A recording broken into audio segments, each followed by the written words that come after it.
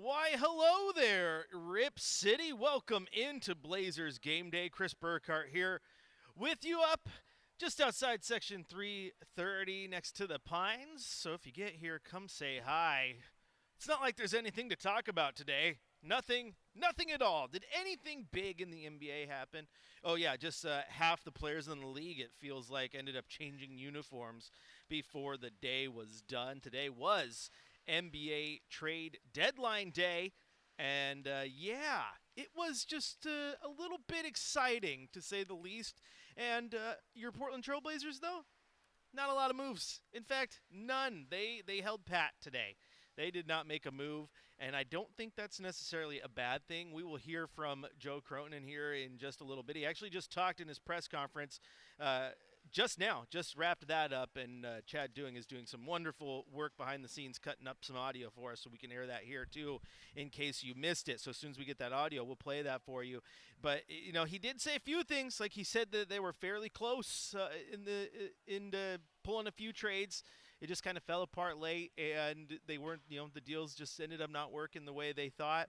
And, right now that he likes the way the team's going. He likes his young guys, and also asked about winning and, the fact that the play-in is right there, and is that something that you focus on? And, he talked about how, he doesn't want to take that away from this team. It would be unfair to sit everyone and say, don't go win right now. Like, that's not what he wants to do. So we'll see how it all plays out as the Blazers look to win 6 in a row tonight, taking on the Sacramento Kings. That would make 10 of 11 and go 6-1 on this homestand, which would be absolutely incredible. Absolutely incredible. And, we talked about this, though, this trade deadline, how large it loomed all week long, heading up to it, all month long heading up to it, all season long heading up to it, because we've all had our eyes on it. But I just want to point out that I truly believe that trade deadline is not the end-all, be-all of how you're going to make your roster or build your roster moving forward, right? The trade deadline is, quite frankly, the start of trade season, if you kind of think about it. Like, yes, Luka was traded last week, and there's some trades that happened there in December when the window started to open up for certain players. But the trade deadline is not the end. Not even close to it, because you have the offseason, you have free agency where people are making trades to possibly free up money for people they want to go sign. You have draft night where you're trading and trying to maybe move up or move down in the draft, and you're using players to do that. Like, keep in mind, like last year, right? Like in the summer, De'Aaron Fox, DeMar DeRozan, Alex Caruso, Klay Thompson, right? Karl Anthony Towns, Julius Randle. Like, there was players who were moved in the offseason, not at the trade deadline, right? I think since so many teams ended up making moves today, it just made it just seem a little worse. It stung a little more when you're like, oh, Portland didn't make a move? What the heck? Oh, what's going on? But I also think if you look at the way Portland was intending to make a move, and we had talked about this before, that was going to be extremely hard because of the CBA, and you didn't want to become the salary dump team. It could have been worse. Look at what Charlotte did. Charlotte became the salary dump team. Like, yeah, give me a pick, and I will take Yusuf Nurkic. They became the salary dump team, and I know Washington didn't look too great either. They were just taking everyone's bad contracts. And Joe, to his credit, didn't want to take bad contracts on, and I think that's the way, man. I think that's the way. We'll see where it goes. Truly, the offseason, though, is the test, because I've said this all year long. If you start with Jeremy Grant and Anthony Simons and everyone who has been your key movers at the start of next year, and you still don't have the true vision of where you're going, then you're in trouble. But you got to get through this offseason first, because I think there's moves to be made. I said that last week. I said it all month long, even though I was focusing on this deadline. I said that there was going to be 2 types of deadlines, though. I did tell you guys that. I said it's either going to be super quiet or it's going to be super loud. And this deadline was super loud. I mean, super loud. The names that ended up being traded and wearing new uniforms right now, it looks like someone turned on NBA 2K and just put forced trades on. Like, that's what it feels like. Some of these names. Look, Jimmy Butler is now in Golden State. Obviously, Luka Doncic now in L.A. Kyle Kuzma in Milwaukee with Dame and Giannis. Andrew Wiggins in Miami. Marcus Smart in Washington now. It's just, whoa, go down the list. Jonas Valanciunas and Zach LaVine in Sacramento. Like, DeAndre Hunter goes to the Cavs. De'Aaron Fox to the Spurs. Chris Middleton is in Washington now. Obviously, Anthony Davis in Dallas as part of the Luka deal. Brandon Ingram ends up in Toronto. is just a giant list of, like I said, someone went to my league in NBA 2K and did trades on force trades on. Oh my gosh! And some of you guys got jokes. Scotty Bethune on social says it wasn't half the league being traded; it was just Schroeder getting traded to half the teams. It was the famous Luke Ridnour treatment, right? Like, how many teams can you play for in 24 hours? Like, he was getting bounced around, which is the unfortunate part of trade season, man. Like, we sit here and we talk about the assets and who can be traded, but it does kind of suck when you're like, at some point you're like, okay, I'm just gonna go take a nap and I'm gonna call my agent in the morning and he's gonna tell me officially what city I'm going to, because I thought I was playing in like 6 different cities over the last half an hour. So that's how that one shakes out. But again, if you're upset that the Blazers didn't make a move, that's fair. Completely understand it. I know how a lot of you are in that boat, but I'm here to tell you that I do think you're going to be just fine. As Joe Cronin said in that press conference, he was asked about, how does this deadline go to lend its way to make moves down the line. And he talked about, like, getting Jeremy Grant in the offseason and how that one, there was a lot of work done at the trade deadline that made working that deal in the offseason a lot easier. He specifically mentioned Denny Avdia, how there was work done with Washington at last year's trade deadline that made the trade over the summer a lot easier to work, because they were both on the same page and knew what each other wanted, and then they got back together, and they didn't have the time restraint of it has to be done by noon Pacific time, and deals get done. So there's a lot of legwork being done at the trade deadline. Doesn't necessarily mean it had to be something that happened now, right? And so pay attention to that. Pay attention to that. Like I said, the Denny Avdia is a great one. Everyone wanted Malcolm Brogdon to be traded at last year's deadline. That didn't happen. In the offseason, he gets moved on, and the deal that they got back in return has kind of worked out pretty well for Trailblazers fans, right? People tend to love Denny Avdia. They tend to love Denny Avdia. I do think the biggest thing that Joe said in that presser, though, was that it'd be unfair to kind of take this opportunity away from this team right now. So I would hope that means that you're not going to go out there and you're going to sit Jeremy Grant, and you're going to sit your vets, and you're just going to go full tank mode, because we've talked a lot over the last few games about how nice riding this wave has been. Riding this wave has been incredible. Continue to ride it. And he was talking a lot about, getting to consistent winning in the long run. And maybe the way you're riding the wave right now can lead to that. We'll see where it all goes. But again, right now, deadline, no moves were made for your Portland Trail Blazers. In the grand scheme, I personally think it makes sense. I think it makes sense. It's something I've told you guys plenty of times here on the show, so I'm not making it up. I think the offseason is the way to go. And if this team has not made moves come Halloween, right, then they get to my birthday month of November, and this roster hasn't changed. Okay, then I'm, oh boy, then you're worried. But right now, I think we're okay. I think groundwork was done. I think the Blazers are going in the right direction. I still honestly do. I haven't wavered on that. All right, we're going to take a quick break here, though, on Blazers Game Day. When we come back, we're going to head down to the Coach's Corner. We're going to hear what Coach Billups has to say ahead of this Kings game, and obviously hear what he has to say about his team post-deadline and how he's going to approach the rest of the season. You'll hear it all here, right here on Blazers Game Day. Presented by Coors Light on your home of the Blazers, Rip City Radio 620.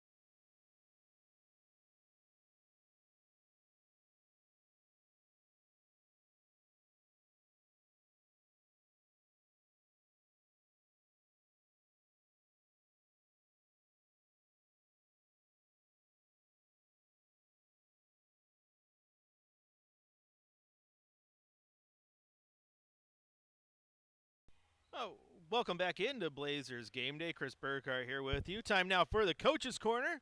We're just waiting patiently for Coach Billups to get over there to the press conference room, and he'll let us know what he thinks about this post-trade deadline roster, which hasn't changed a bunch. And we've talked about this, though, man.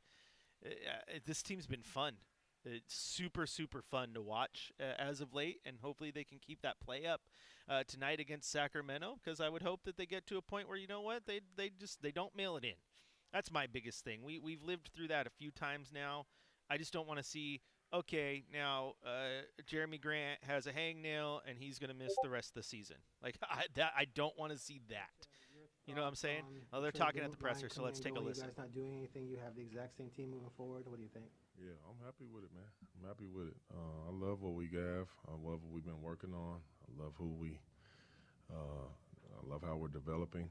You know, right now I think we're learning a lot about each other. It's been a lot of fun, you know, so I'm perfectly fine with that. I love what we're doing right now. Do you think there's a sense of relief from guys that's like, okay, that's done with, now we can play basketball? Probably.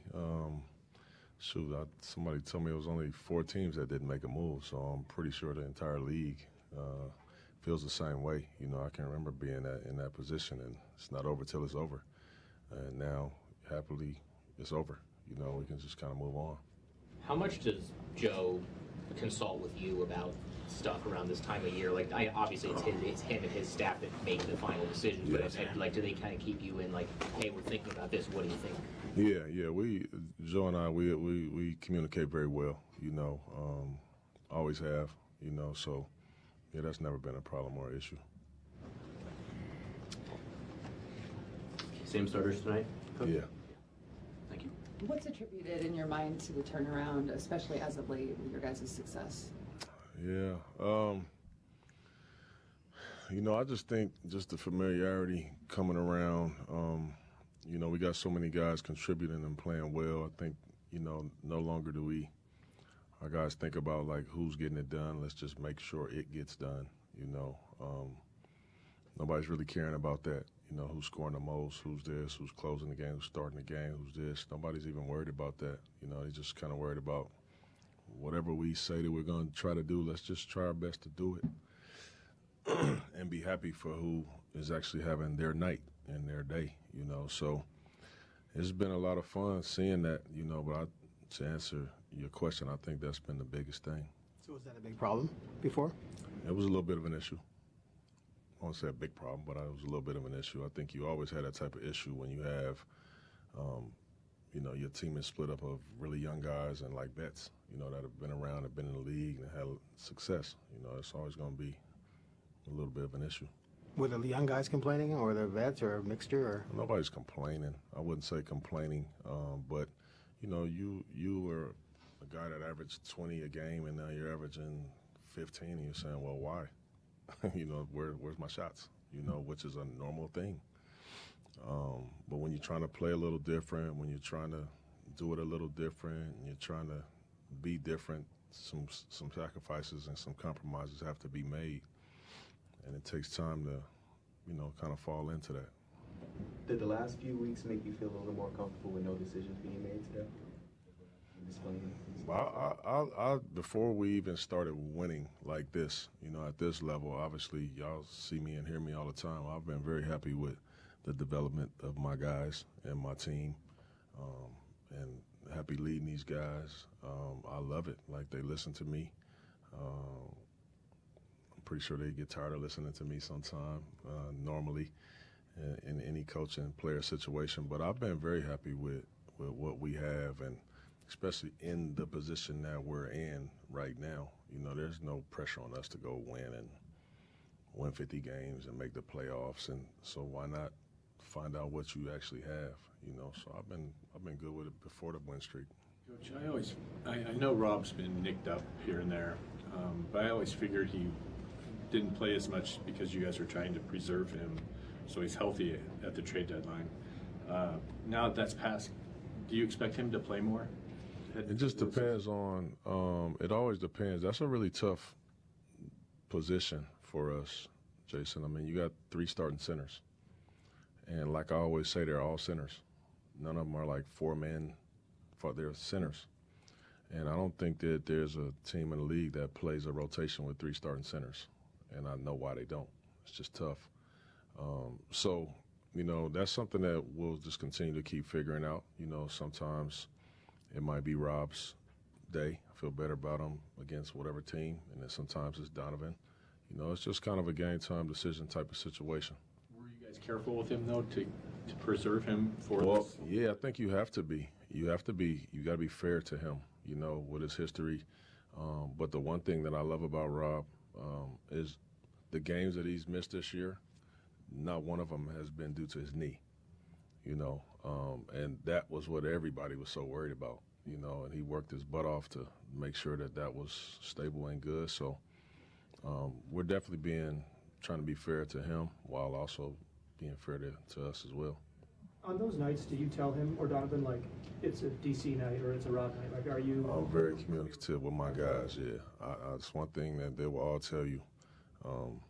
There's really no real surprises. Coach is always honest with us and tells us the truth. So I believe in that. Always have.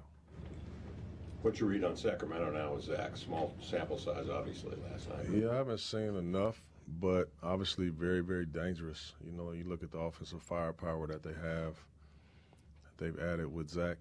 He's always been a thorn in our side up here. He always seems to play well here. It's kind of like a home game for him. But, Sabonis having really all-star type of year. DeMar is always very difficult. They got a lot of ISO players, but they also have shooting. Bringing Big JV there, I think, is going to be a good move for them as well. So just super-duper talented, and we have to be committed to making a lot of multiple efforts defensively tonight, knowing that, they put you in some tough situations. And then Malik, kind of playing the point out there. So small sample size, but we've seen enough to know how dangerous they are.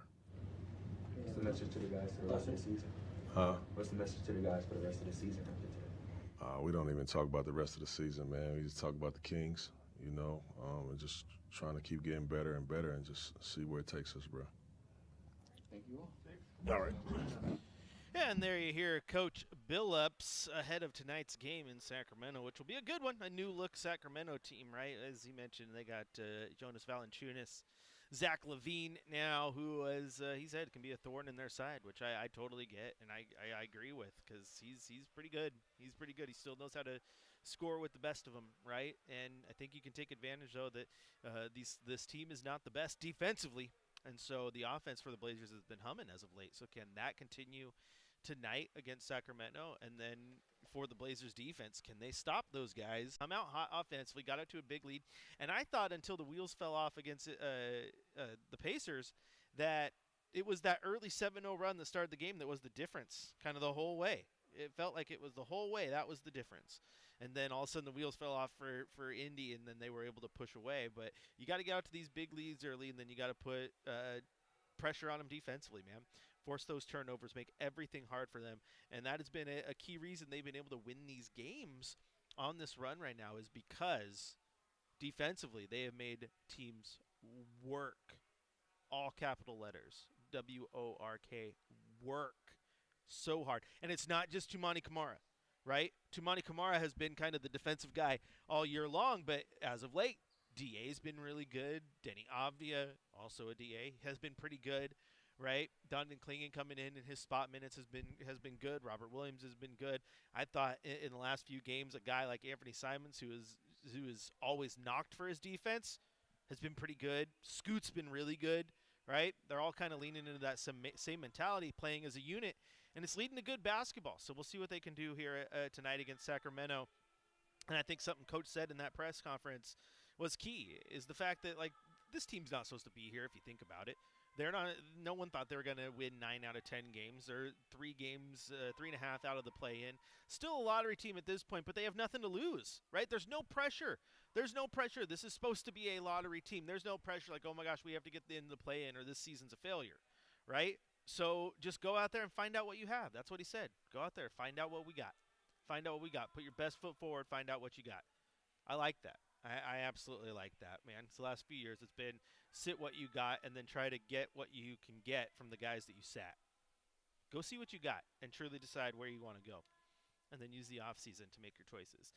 This is Blazers Game Day. I'm your host, Chris Burkhardt. If you want to, you can follow me on social media at Chris J. Burkhardt. You can also go over to youtube.com, type in Rip City Radio, and send me any chat questions in the comment section there. And, of course, you can call in if you really, really want. 503-248-0620 is the telephone number. You should all have that in your saved phone numbers by now, right in your contacts. Where is Rip City Radio in the contacts? We got shows to call into, my friends. All right, we're going to take a quick break, though. When we come back, it's time for our Coors Cold Hard Facts. It has everything to do with the trade deadline, and we'll hear from Joe Cronin and his thoughts on it. This is Blazers Game Day, presented by Coors Light on your home of the Blazers, Rip City Radio 620.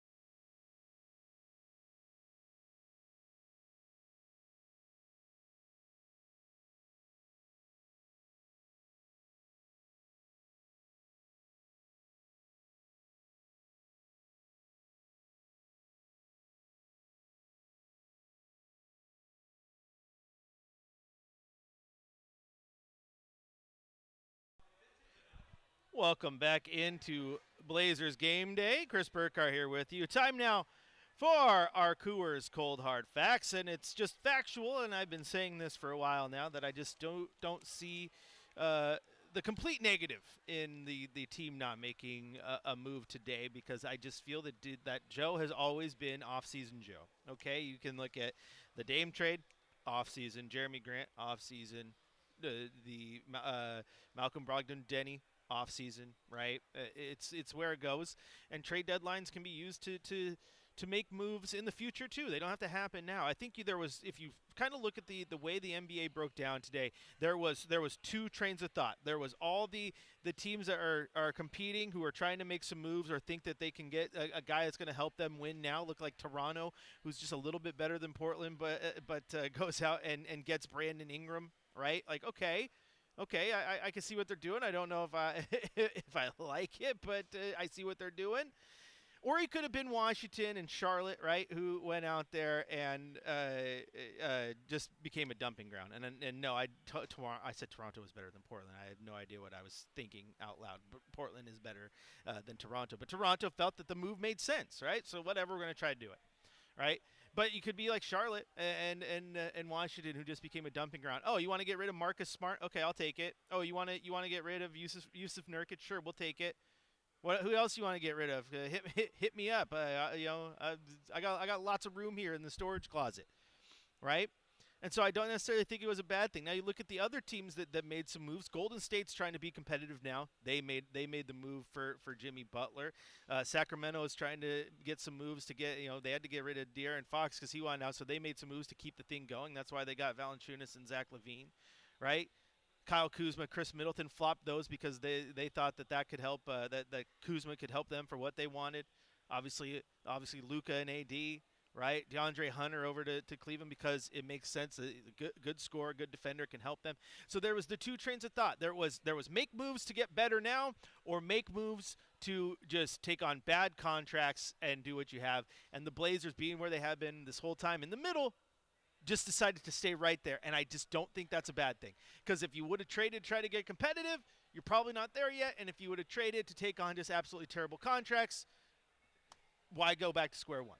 I think you can still get value out of these guys if you just wait for the right moment, which is going to be the offseason, which is what I've been trying to say this whole time. Whether I'm right or wrong, we will see later. And when I'm wrong, I will tell you I'm wrong because you guys know me. I'm not going to – well, actually, I just don't see the point in being completely upset at this moment. If you are, fine. Not going to tell you I'm a fan. I get it. It's an intense time, man. It's an intense time. But at bigger picture, I think there's still things that we can look at and understand that aren't completely terrible. Now, speaking of the deadline, if you had a chance to hear it, great. If you missed it, we got you covered because Joe Cronin did talk to the media before the game today. And here's what he had to say about getting close to a couple potential deals. I would say we got fairly close on a few things. Nothing drug out all the way through today. Like some of this stuff was exhausted over the last couple weeks. But there were a few that made some sense for us and we thought for the other team, but just didn't happen. Aggressive-wise, we're always trying to be really aggressive, and often that means just canvassing the league. Like we want to, stay engaged with all these teams, really communicate, talk about needs with each other and how we can help each other, and that's our level of aggression, is just to stay connected with these teams throughout this whole process. And there you go. You stay connected throughout the whole process because it's not about the deadline. I've been saying this all year long. Sean Hyken has been very, very adamant on his hits with Chad and on the shows around here and his reporting a Rose Garden Report that it was all about the offseason and always has been. And it's something that Joe reiterated again. It's a good question, and it's definitely something I find really valuable about trade deadlines is the foundation you can lay. While you may not be able to get something done in February, what avenues does that, or what opportunities does that open up for a later period, call it the summer? And, we've seen that really with two main guys on our roster right now. Jeremy Grant, 2 years ago, a lot of work at the trade deadline, couldn't get anything done. 4 months later, that trade with Jeremy right before the draft, that went really smoothly because we had just done so much pre-work on that. And then Denny Avdia, same thing. So laying those foundations, Denny was a lot of talks in February, heavy talks at the draft. Finally, we got it going. We got the deal done. So yeah, I mean, that provides value. You know what each team is looking for. You have a bit of a foundation about what the package would look like, and it's just sorting out all the details. And so again, that makes sense too. And again, who the Blazers wanted to dance with, you were gonna end up taking. If they wanted Jeremy Grant, you were just going to take on just a plethora of bad contracts. And I just don't think that was the position for the Blazers to be in right now. You want to try to get something of value back in return at this point, even if it's anything small. But the offseason will allow for that just because of the way money resets and free agency and what have you. It might be easier to get the exact deal you're looking for that is still beneficial for both parties. And we'll see where that goes. Again, November 1st. You haven't made a move and the team still feels rudderless, we'll reevaluate how bad of an offseason was. But I never personally thought that the trade deadline was the end-all be-all. I think because it's a trade deadline and it's right there and it's like this is when trades happen. It's literally all the trade deadline means is it's the last day within the regular season to make a trade.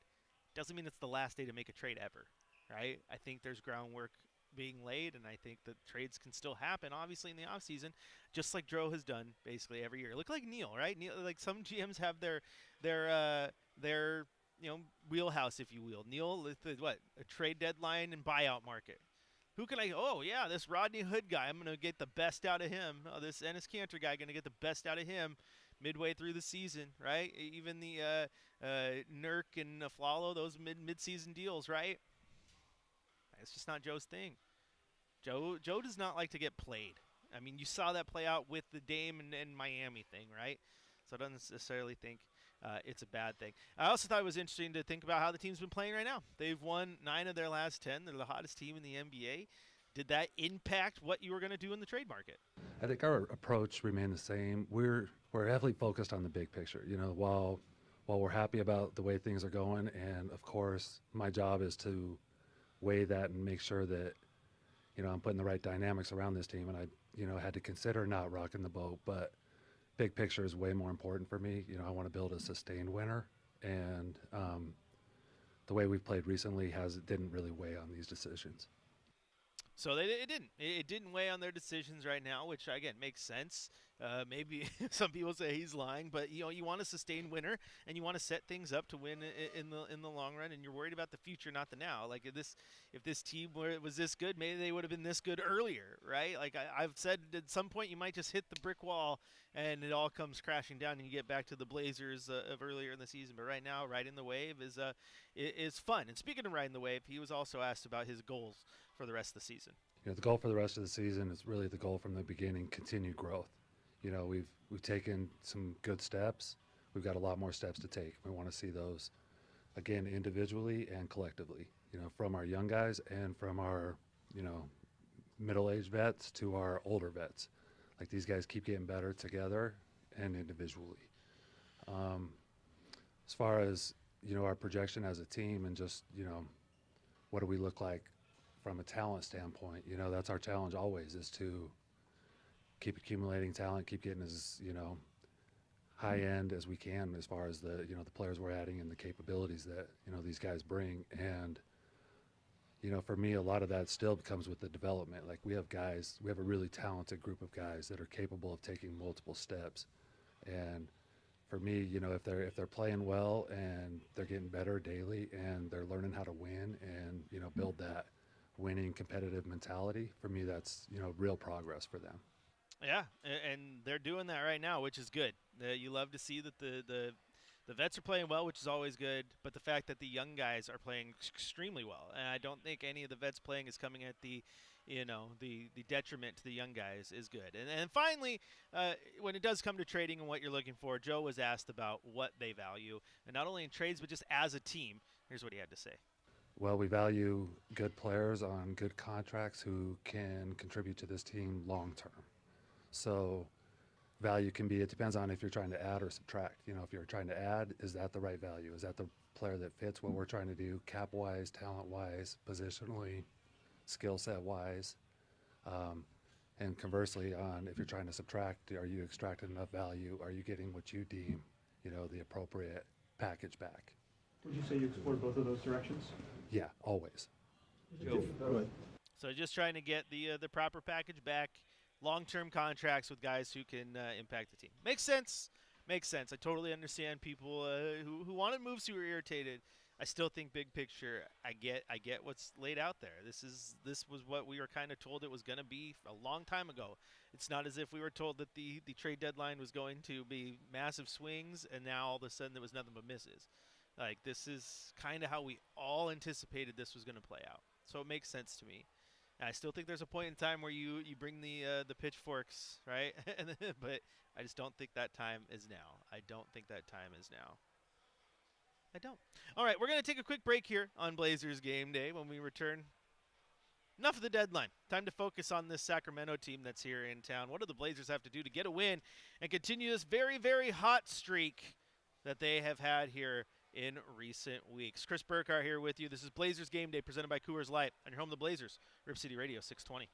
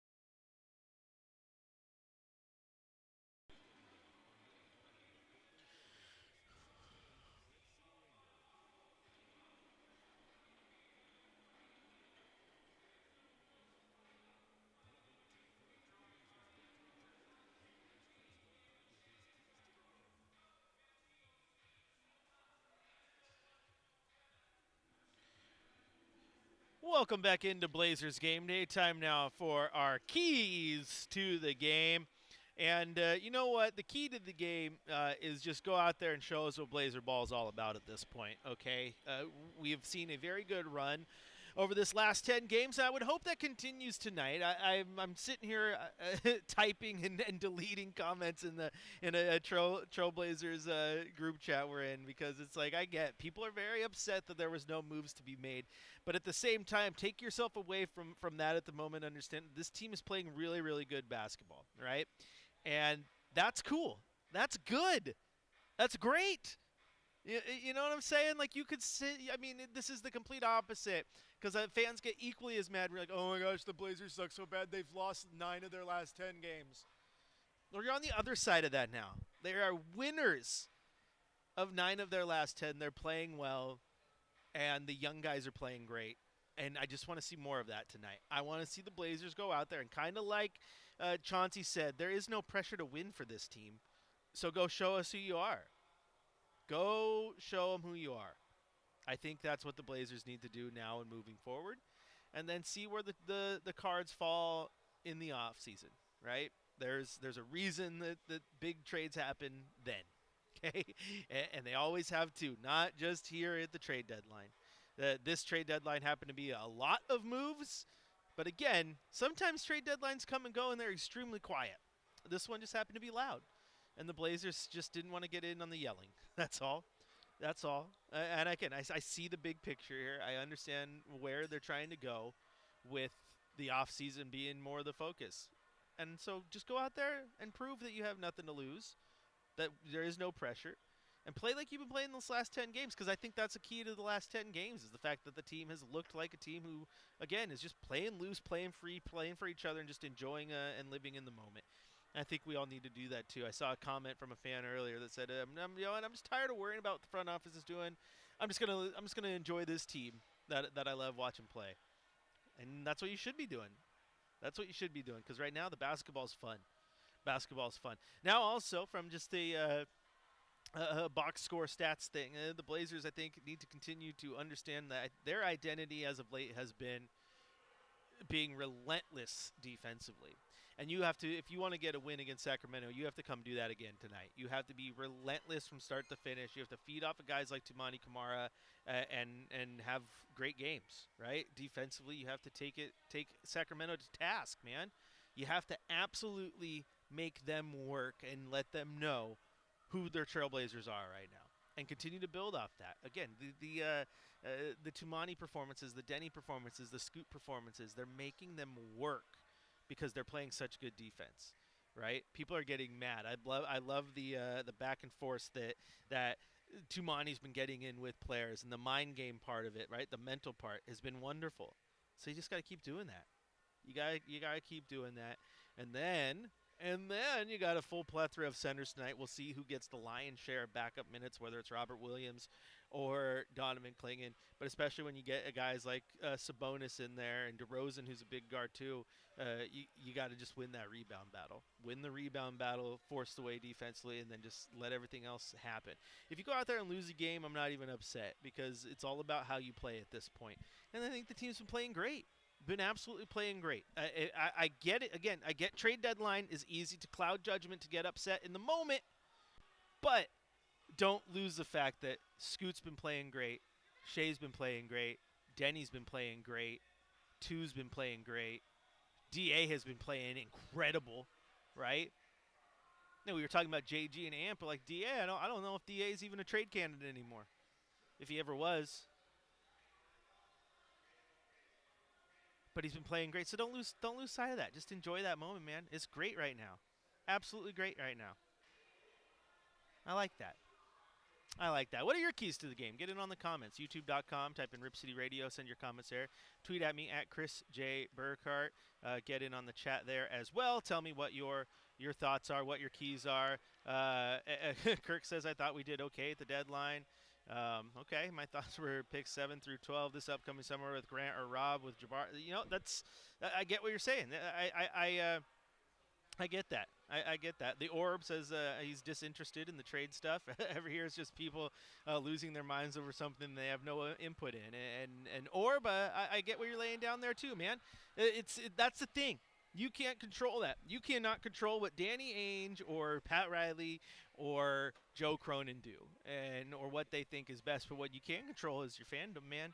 They're going to need you in this building loud and proud, because you know who has no say in what's going on? Anthony Simons, Jeremy Grant, Tumani Kamara, Denny Avdia. They're just playing, and they're playing for each other right now. And they've shown that over the last few games, and it's making it very, very fun to watch. And that's why I've been saying nonstop, ride the wave. Ride the wave. If you want to go surfing, you don't sit on the beach and just look at the water. Well, that looks like that could be fun. Maybe I'll go out there one day and then look over at your surfboard, freshly waxed but unused. You get out in the water and you ride the wave, guys. Keep doing that here with Rip City. All right, we got to get out of here, but don't go anywhere. Coming up next across the Trailblazers audio network, Chad Doing will have your Trailblazers pregame show. And then Travis Demers will take over and have the radio call, Blazers versus Kings, right here in your home of the Blazers, Rip City Radio 620. And when it's all said and done, make sure you stay locked in for the 5th quarter after the game, where hopefully we're breaking down another Trailblazers victory. Rip City, we'll talk to you after the game.